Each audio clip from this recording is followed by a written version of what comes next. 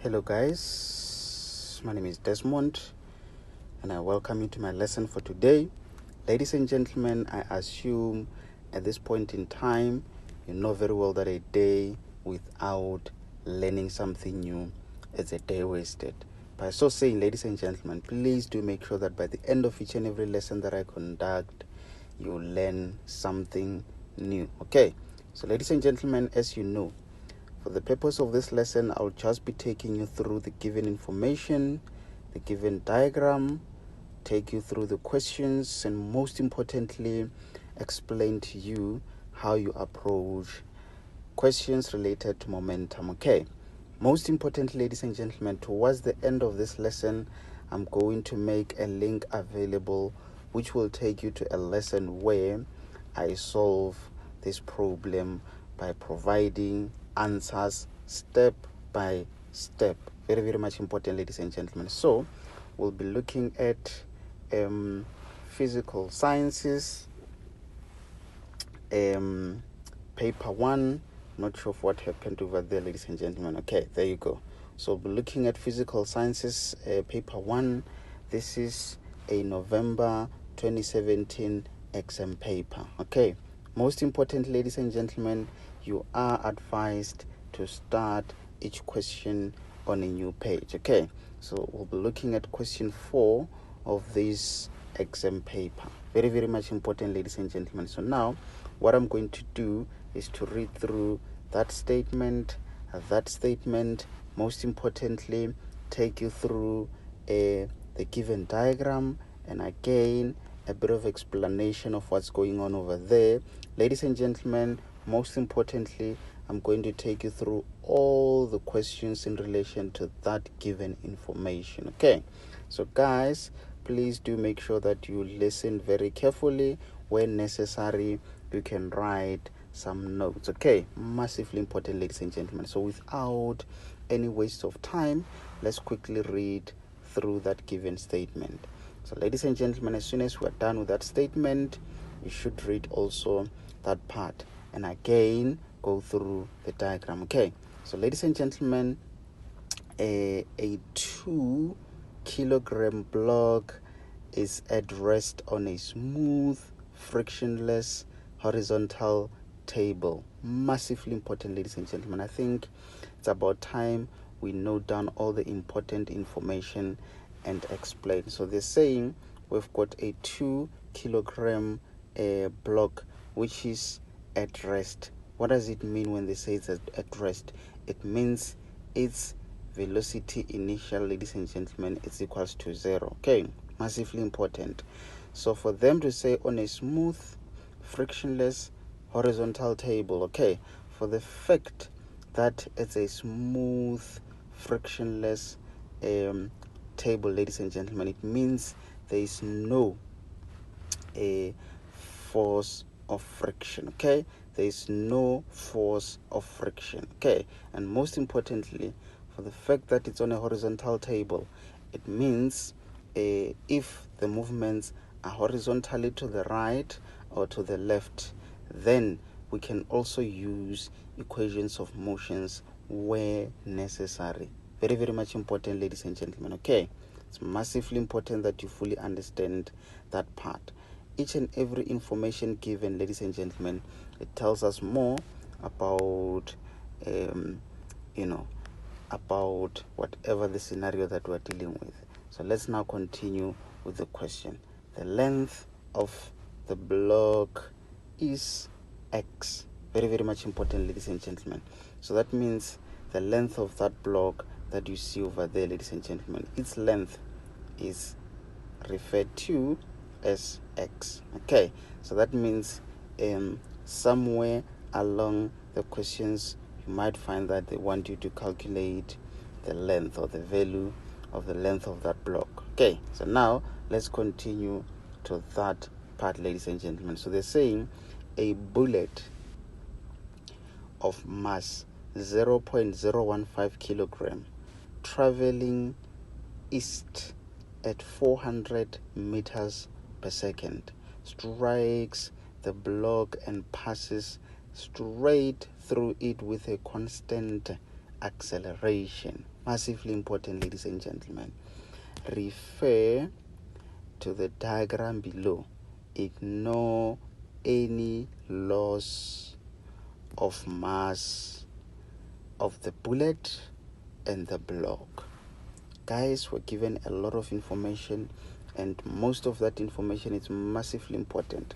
So ladies and gentlemen, I'm just going to quickly take you through the important information step by step.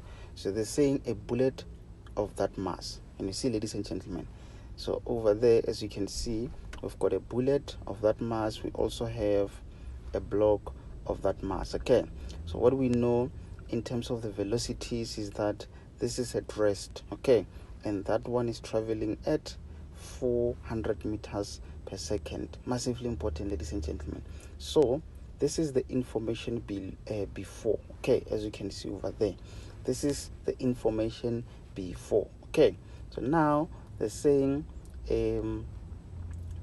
this bullet, it strikes the block and passes through that block.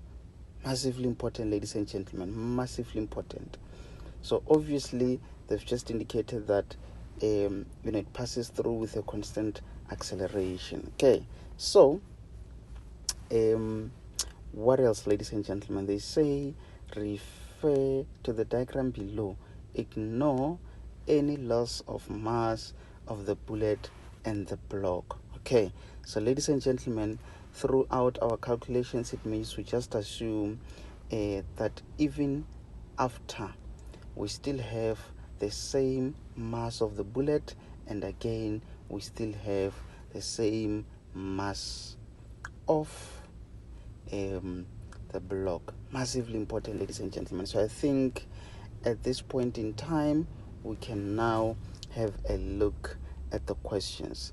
And again, ladies and gentlemen, most importantly, this is compass. Okay, so it tells the direction in which objects are moving. So that means if we've got a bullet moving in that direction, then we can use eastwards as the direction. Okay, but otherwise, if for some reason it's moving in that direction, it could be the bullet, it could be the block. Okay, we can refer to that direction as westwards. Okay, massively, ladies and gentlemen, massively important. Okay, so remember, guys, we represent again the directions in terms of the signs. Let's say, for example, you're calculating the velocity of the bullet, okay, and you find your answer to be a negative answer. So it obviously means, ladies and gentlemen, it should be westwards, okay. But if you find a positive number, it should be eastwards. Very, very much important, ladies and gentlemen. So in terms of north and south, we can ignore that part because we're dealing with objects moving to the right and to the left, okay, horizontally. So guys, very, very much important that you take into account all the given information. Okay, so ladies and gentlemen, I think at this point in time we can start with our very first question. So ladies and gentlemen, remember, if you watch this lesson until the end, I should link it with a lesson where I solve this question and explain excuse me guys, and explain in detail. Okay, so for now it's just to take you through ways in which you can approach this question. And most important, ladies and gentlemen, most importantly, please do make sure that you watch this lesson first, and then afterwards, say after a few hours or after a day, then after trying to solve this question on your own, you can then refer to that lesson where I solve this question. Then in that way, ladies and gentlemen, we can compare our answers, and again we can compare the manner in which we approached this question. Okay, massively important, ladies and gentlemen. So now let's have a look at question 4.1. So guys, never ever get intimidated when you see this type of diagrams. Okay, never ever be intimidated. Just know that You need to take a deep breath, think deep, and also read the information to understand. Okay, taking into account that all the given information is important, ladies and gentlemen. They don't just give you information for the purpose of writing something. Okay, all the information that is there, it's important, and most of it must be used when calculating or when answering the questions. Okay, guys, the first question: state the principle of conservation of linear momentum in words. Ladies and gentlemen, this should be the cream of the question. Okay, why am I saying this should be the cream? Is because if you remove all of that part, ladies and gentlemen, you remain with state the principle of in words. Can you see? You don't know exactly what the question wants you to state, but otherwise that means if this is now the cream of the question, ladies and gentlemen, do not state anything other than the principle of conservation of linear momentum. Massively important, ladies and gentlemen. This is what you should state. Okay, the principle of conservation of linear momentum. You can find that principle in your textbooks, from the notes given by your teacher, from study guides, otherwise, ladies and gentlemen, from channels like this one of mine, Solving Exam Papers. That's where I provide answers to this type of questions. Okay, so it's very, very much important that you check out that lesson, ladies and gentlemen. So by so doing, ladies and gentlemen, you just score yourself 2 marks. As you can see over there, this question is allocated 2 marks. Very, very much important, ladies and gentlemen. So now let's move to question 4.2 over there. But obviously you can see we're given a statement there. They say the block moves eastwards at 0.7 meters per second after the bullet has emerged from it. Okay, as you can see, this is the portion that they are referring to, ladies and gentlemen. They are saying, the block moves eastwards. Obviously, it moves in that direction. Okay, so that means to the right is eastwards. Okay, so it moves at that speed, ladies and gentlemen, at that speed of 0.7 meters per second after the bullet has emerged from it, which means the bullet, it passes through, and after it has passed through, then that block moves in the same direction as the bullet, but at a speed of 0.7 meters per second. Okay, I hope you fully understand that part, ladies and gentlemen. So now the question 4.2 says calculate the magnitude of the velocity of the bullet immediately after it emerges from the block, and this question is allocated 4 marks. Remember, guys, I've done a complete lesson where I teach this chapter of momentum from the basics, ladies and gentlemen, from the basics up until the end of the lesson, where I teach you all the types of problems related to momentum, and again how to formulate for specific or for almost all the problems related to momentum. Okay, remember, guys, in the situation before, okay, you've got a separate bullet and a block. Okay, since they're separated, that means we're going to have mass of the bullet, let's say mass of object 1, and that velocity of object 1, okay, plus, ladies and gentlemen, mass of object 2, let's say that object 2 is the block, and also velocity of that object 2. Okay, there is 1. So, ladies and gentlemen, this can be equated to, let's have a look at the situation after. Do we have these two, ladies and gentlemen, combined or still separated? Ladies and gentlemen, they are separated, so that's why we're still going to have a separation, ladies and gentlemen. V of the first object plus, ladies and gentlemen, plus m of the second object, and again v of the second object. Okay, massively important, ladies and gentlemen. So now let's see if we can be able to check if we've got the values of everything that we need to calculate. Remember, guys, what the question wants you to calculate is the magnitude of the velocity of the bullet immediately after it emerges. So now it means we're concentrating on the bullet. Okay, so we just want to know the velocity of that bullet after it emerges, or immediately it emerges the block. Okay, so now, ladies and gentlemen, let's have a look. Have we got the mass of that object? We do. The mass of the bullet, it's given, ladies and gentlemen, as 0.015 kilograms. Most importantly, all the masses have to be in kilograms. Okay, do we have the velocity of that bullet, ladies and gentlemen? We do. And again, have we got the mass of the block? Yes, we do. Have we got velocity of the block? It seems like we do, ladies and gentlemen.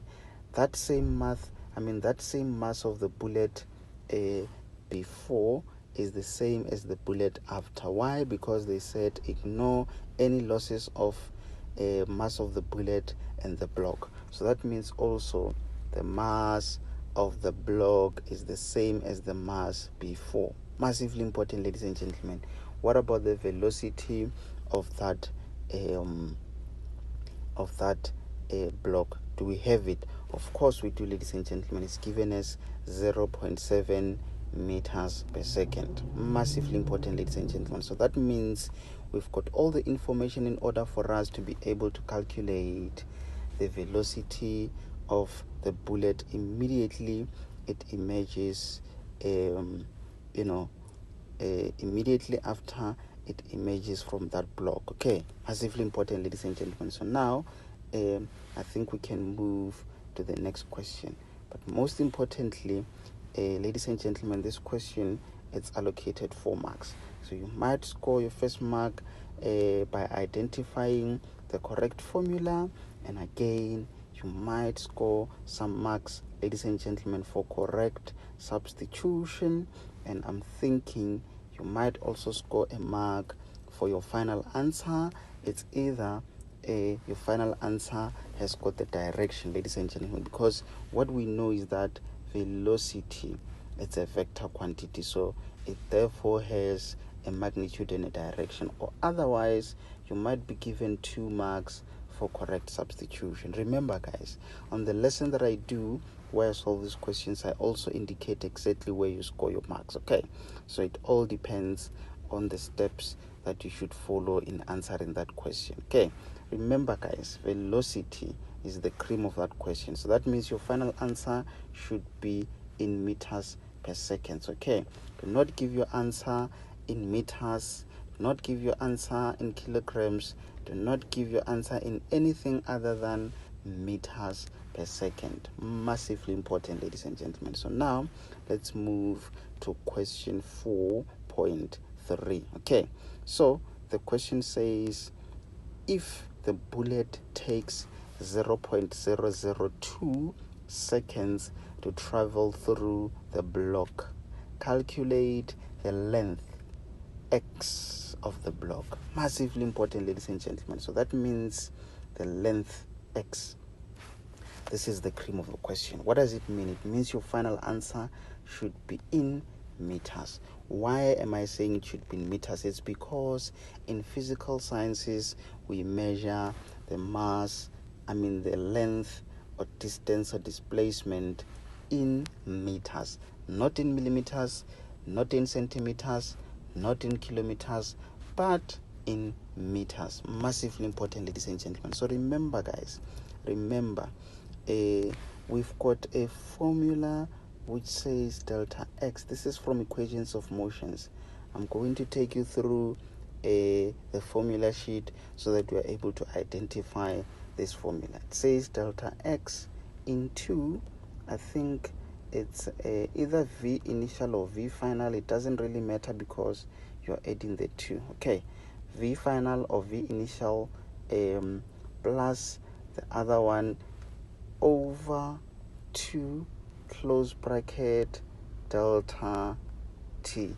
I'm sure you're familiar with this formula if you've watched my lessons where I teach the basics introduction about vertical projectile motion. Vertical projectile motion in one dimension. That's where I also teach where these formulas are coming from, okay, in relation to the new formulas and the old formulas. So, ladies and gentlemen, let's try to have a look if this formula can be of assistance. Remember, this is for calculating the length. Okay, so do we have the final velocity, ladies and gentlemen, of the bullet? We do have its final velocity. That is the velocity immediately after it emerges from the block. And again, we know its initial velocity. Obviously, that's when it passes through or it enters the block. Okay, and again, ladies and gentlemen, there, as you can see, we're just given the time at which it takes for the bullet to travel through the block. Okay, so we can substitute into that formula and simply get an answer for that. Easy marks, ladies and gentlemen. Easy marks. Okay, so guys, that's how you score yourself your full 12 is it 12? No, 11 marks. Okay, so ladies and gentlemen, this is how you'd solve this question. Let me just quickly try to check if we've got those formulas. Okay, so ladies and gentlemen, I just want to quickly take you through the formulas. So as you can see over there, ladies and gentlemen, we've got that formula. There is the formula, ladies and gentlemen. So this is the formula that I was referring to.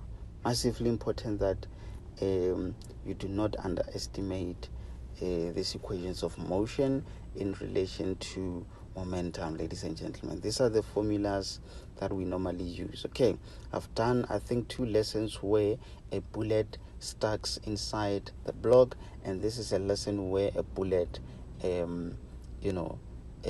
emerges. I think on the previous lesson that I did, it was a bullet which was still within a rifle.